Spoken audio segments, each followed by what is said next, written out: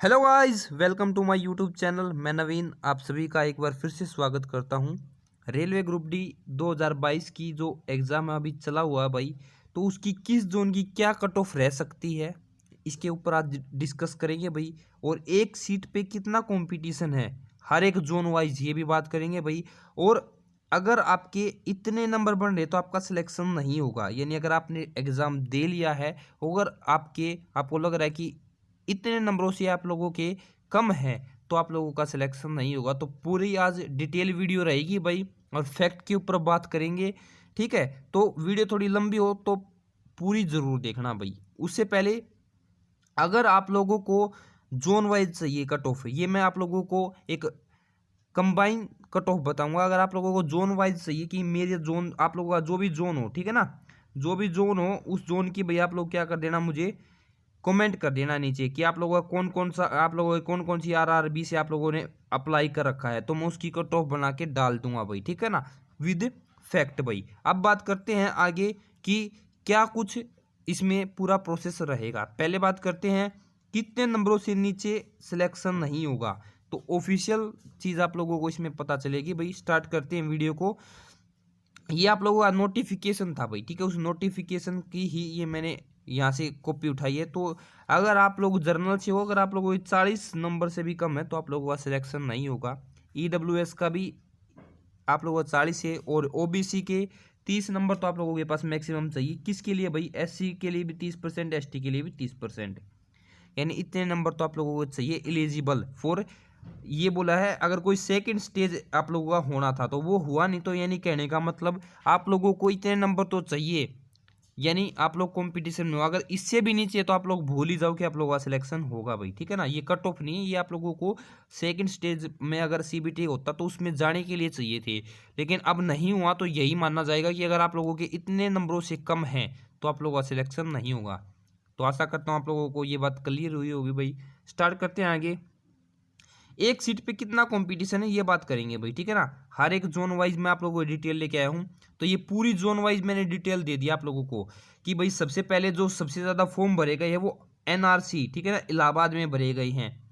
ये जो आप लोगों के टोटल फॉर्म है, वैकेंसी ये हैं, और एक व्यक्ति यानी एक सीट पे कितने लोगों की अब कंपटीशन है ये बताना है।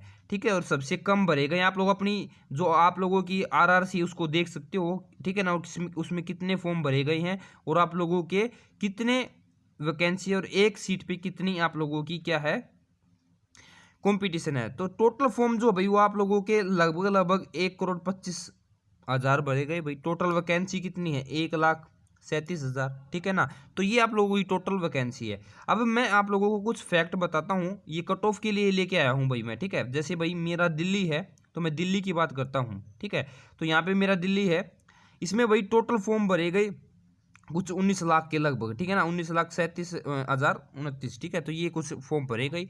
अब वैकेंसी 13,153 है, यानी एक सीट पे 144 बच्चे हैं। तो भाई मैं ये मान के चलता हूँ आप लोगों ने एग्जाम दिया है तो उसके ऊपर हम कट ऑफ के ऊपर बात करेंगे। ये पूरी ऐसे ही एनालिसिस करके पता चलती है बात।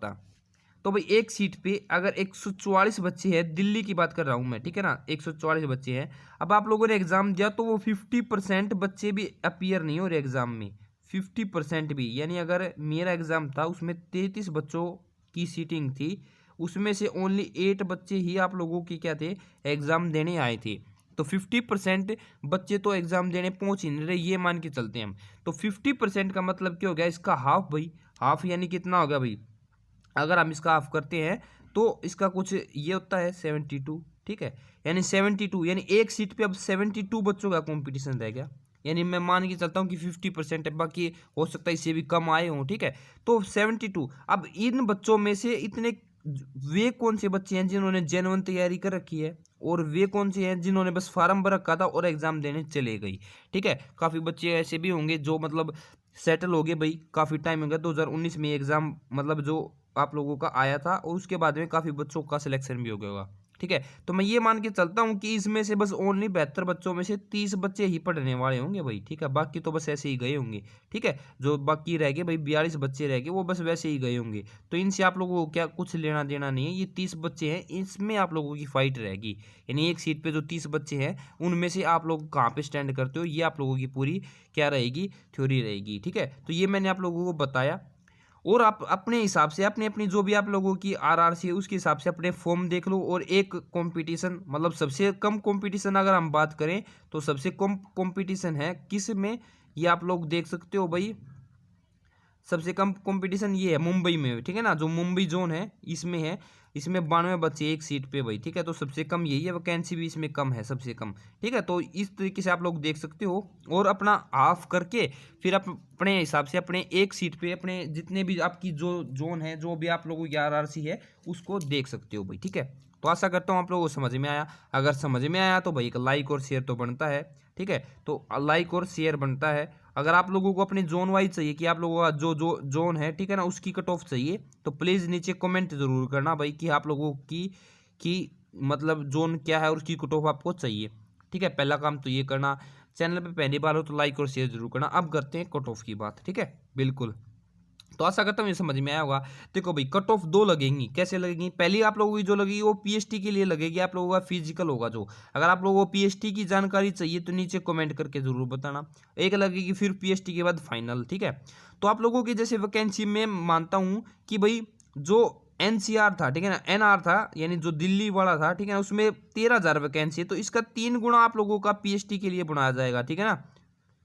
कितना हो जाएगा 39, ठीक है ना। तो 13 गुना यानी 39,000 के लगभग बच्चे हैं वो आप लोगों को क्या है जो दिल्ली जोन के हैं वो बुलाए जाएंगे। हर एक वैकेंसी का भाई 3 गुना आप लोगों का जिस भी जोन में है आप लोगों का 3 गुना आप लोगों का पीएचटी के लिए बुलाया जाएगा, ठीक है। तो पीएचटी की जो कट ऑफ है वो जानने से पहले आप लोगों को मैं एक जेन्युइन सा बता दूं भाई कि जिस बच्चे के 70 से 60 है, ठीक है ना, या 60 से 70 के बीच में अटेम्प्ट है वो गुड अटेम्प्ट माना जा रहा है, ठीक है।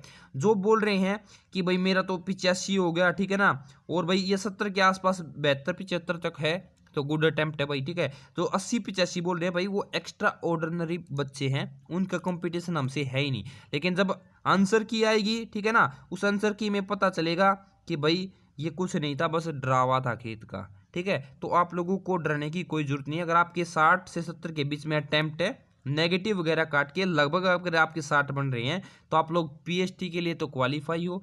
फिर इसमें नॉर्मलाइजेशन भी होगा। नॉर्मलाइजेशन आपको समझना तो उसके लिए नीचे कमेंट करके बताना, उसके हिसाब से कट ऑफ अच्छी तरह आप लोगों की बताई जाएगी, ठीक है।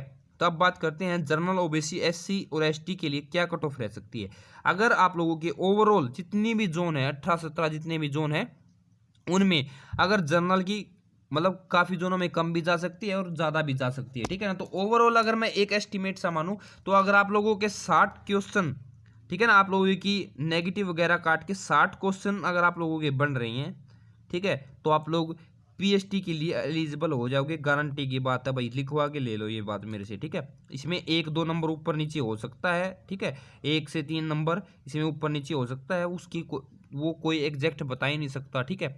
तो एक जोन में क्या पता 2 नंबर कम चली जाए, एक जोन में 1-2 नंबर आगे चले जाए भाई, ठीक है। ओबीसी के लिए वही आप लोग 2-3 नंबर कम कर लो, 58 या 58 से 57 मान के चलो भाई, ठीक है ना। इतने मान के चल सकते हो कि इतने नंबर अगर आपके पास में है 1-2 नंबर तो आप लोग ओबीसी के लिए क्या हो जाओगे, बिल्कुल पीएचटी के लिए जरूर आप लोग क्या हो जाओगे, क्वालिफाई हो जाओगे, ठीक है ना। पीएचटी आप लोगों का नाम आ जाएगा और आप लोग क्या कर सकते हो इसमें भी +-3 कर सकते हो, ठीक है ना, बिल्कुल।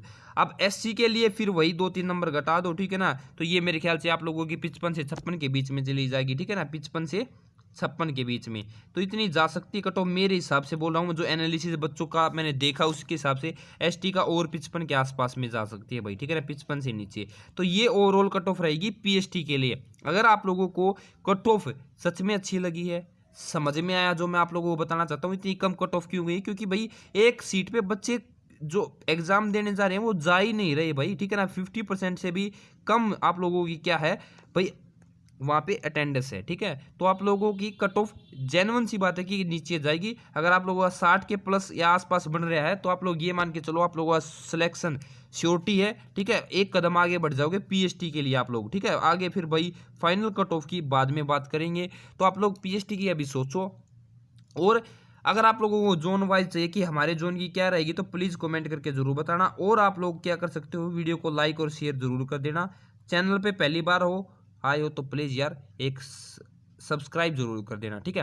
और आप लोगों को जेन्युइन में वीडियो कैसी लगी, जो भी आपका ओपिनियन है, जो भी आपका सुझाव है, प्लीज़ कमेंट बॉक्स में ज़रूर बताना, ताकि मैं आने वाले समय में जो भी वीडियो लेके आऊँ तो उसमें कुछ ना कुछ सुधार कर सकूँ, अगर सुधार की कोई भी ज़रूरत है तो। थैंक यू, लव यू सभी को। फिर मिलते हैं एक और इन्फॉर्मेटिव वीडियो के लिए। थैंक यू भाई, धन्यवाद।